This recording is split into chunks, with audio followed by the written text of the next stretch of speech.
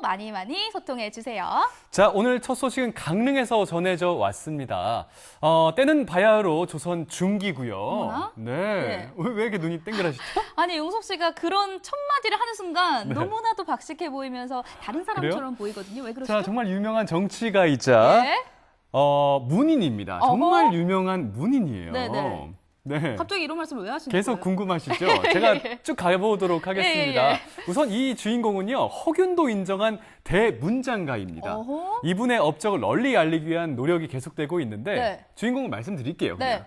자, 어촌 심언광 선생님입니다. 아니, 용석 씨가 이렇게 말씀을 하시니까 더 궁금해지거든요. 네네. 저는 일단 자세한 사항을 화면을 통해 만나봐야 될 것 같습니다. 네. 어촌 심원광 선생 만나러 강릉으로 함께 떠나보시죠.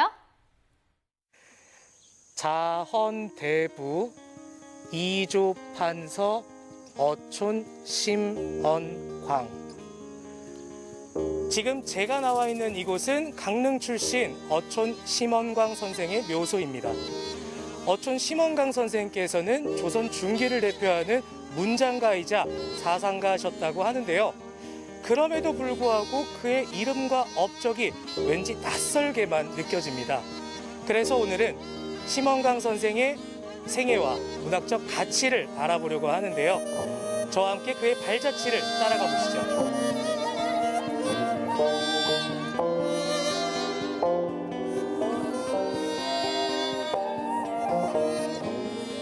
가을의 향기 짙어가는 9월의 어느 날, 강릉시 운정동에 위치한 어촌 심언광 선생의 묘소를 찾았습니다.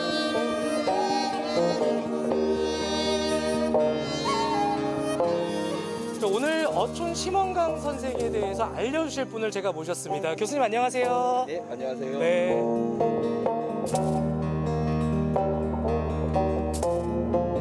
교수님, 어촌 심언광 선생께서는 어떤 인물이셨나요? 예, 그 어촌 심언광 선생 같은 경우는 그 조선 중기를 대표하는 관인이자 문인이셨어요. 그래서 이 사람 같은 경우에는 문과에 급제하고 나서 제일 첫 번째 벼슬살이를 한 것이 그 사관이었어요. 예문관 검열로 벼슬살이를 시작했는데, 사관은 당대의 최고의 문장가만 할 수 있는 관직이었거든요. 그래서 이 사람이 문과에 급제하고 사관으로 벼슬을 시작을 했다라고 하는 것은 대단한 문장가였다고 볼 수가 있고, 이 사람의 그 관직은 2조 판서에 이를 정도로 상당히 관인으로서도 많은 역할을 했고, 뿐만 아니라 이제 문장가로서 850여 수의 그 시를 남긴 대문인이었다, 이렇게 볼 수 있죠. 교수님, 제가 듣기엔요, 홍길동전의 저자이신 허균 선생께서 극찬을 하셨다고 들었는데 맞나요? 네, 그렇죠. 그 홍길동의 저자인 허균도 천재지만 사실은 어촌 그 심언광도 천재죠. 그 천재가 천재를 알아봤다, 이렇게 볼 수 있겠죠. 그래서 이 어촌 심언광 같은 경우에는 어촌집이라는 문집을 남겼는데, 그게 보면 850수나 되는 방대한 양의 시를 남긴 대문장가라고 볼 수가 있어요. 예, 그렇기 때문에 이제 당대에 크게 알려져 있지는 않았었지만 사실은 우리가 이제 강릉을 대표하는 그 문인이라고 볼 수 있죠. 아, 그렇구나. 근데 그럼에도 불구하고 제가 잘 모르는 걸까요? 잘 알려지지 않은 것 같다는 생각이 듭니다. 예, 이 사람이 대단한 문장가이면서도 잘 알려지지 않은 것은 이 사람의 어떤 정치적인 행적에서 이제 그 이유를 살펴볼 수가 있는데요. 이 사람이 그 1530년에 우리 조선시대를 대표하는 간신배 중에 한 명인 김말로를 추천을 해요.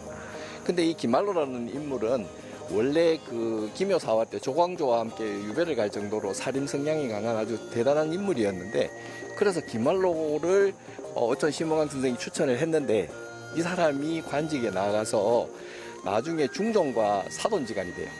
아들이 국구가 되는 거죠. 예, 그러면서 외척이 되면서부터는 실권을 장악하고 횡포를 부리기 시작을 해요. 예, 그 뒤늦게 이제 이 사실을 알게 되고, 심언광 같은 경우에는 김말로를 비판을 하게 됩니다.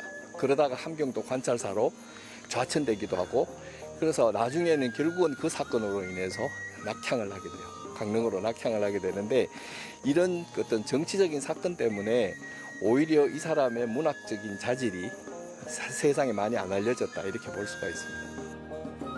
가히 천재라 불릴 만한 대문장가. 하지만 정치적 소용돌이 속에 그의 가치는 세상에 묻혀버렸는데요.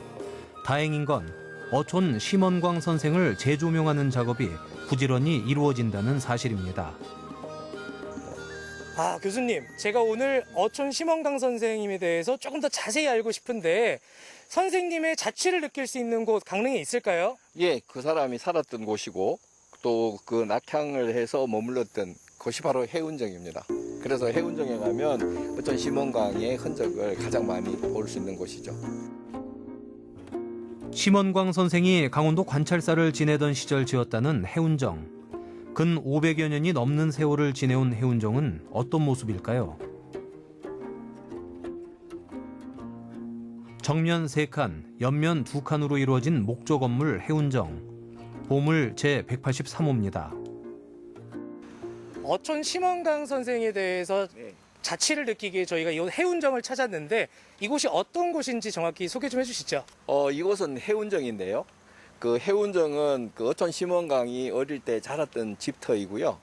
그리고 1530년에 착공을 해서 그 다음 해에 1531년 그 어촌 심원강이 강원도 관찰사로 부임을 하면서 완성을 했는 건물인데, 그래서 이거 같은 경우에는 조선전기를 대표하는 살림집의 별채라고 볼 수가 있죠. 여기 안에도 뭐가 굉장히 많네요. 예, 이런 누정 같은 경우는 이 해운정이 이제 정자 누정의 형태를 가지고 있는데, 누정 같은 경우에는 많은 사람들이 방문을 하거든요. 그래서 그 방문을 하면 여기서 느끼는 어떤 감흥을 시인들은 시로 쓰고, 그 다음에 서예가들은 글씨로 쓰고, 그 다음에 화가들은 그림으로 남겨요.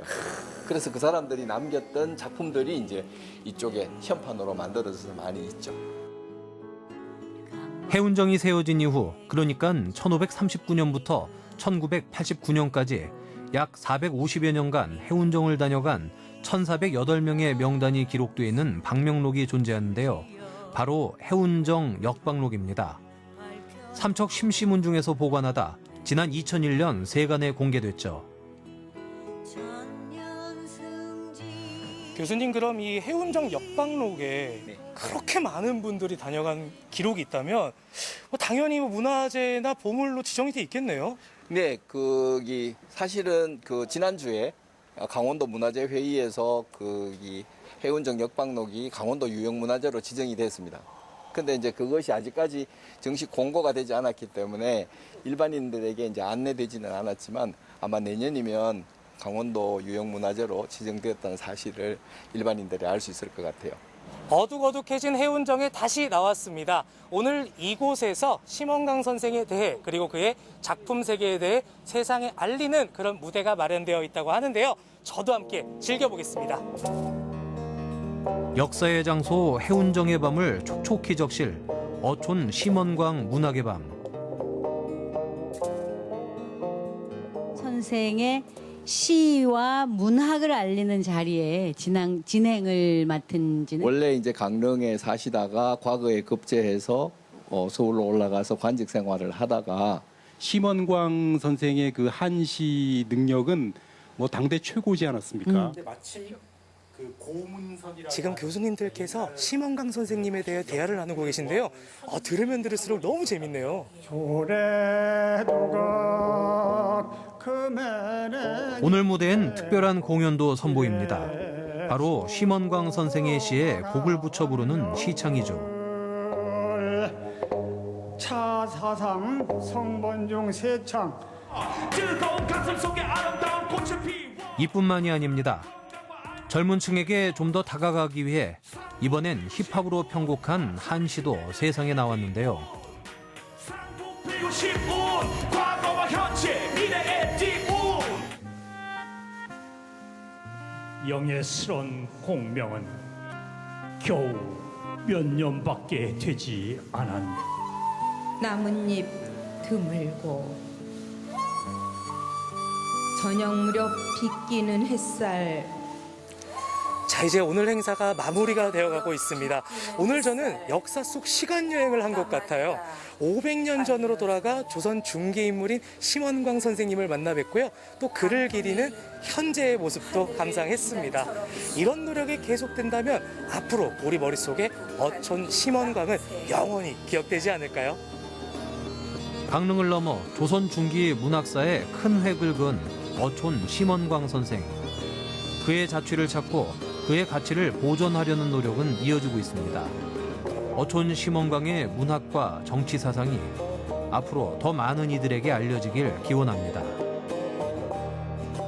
어촌 심원광 선생의 자취를 살펴보고요. 또 그의 업적을 기리기 위한 문학의 밤이 펼쳐졌었군요. 맞습니다. 네. 한시로 시창을 하고요. 힙합 공연까지 했잖아요. 맞아요. 그러다 네. 보니까 한시가 어렵게 다가오는 것이 아니라 좀 더 현대적인 감각으로 더 가깝게 느껴졌던 것 같습니다. 맞습니다. 그동안 잊혔던 이 어촌 심원광 선생의 그 철학과 문학 세계가 좀 널리 알려졌으면 좋겠다는 생각이 듭니다. 네.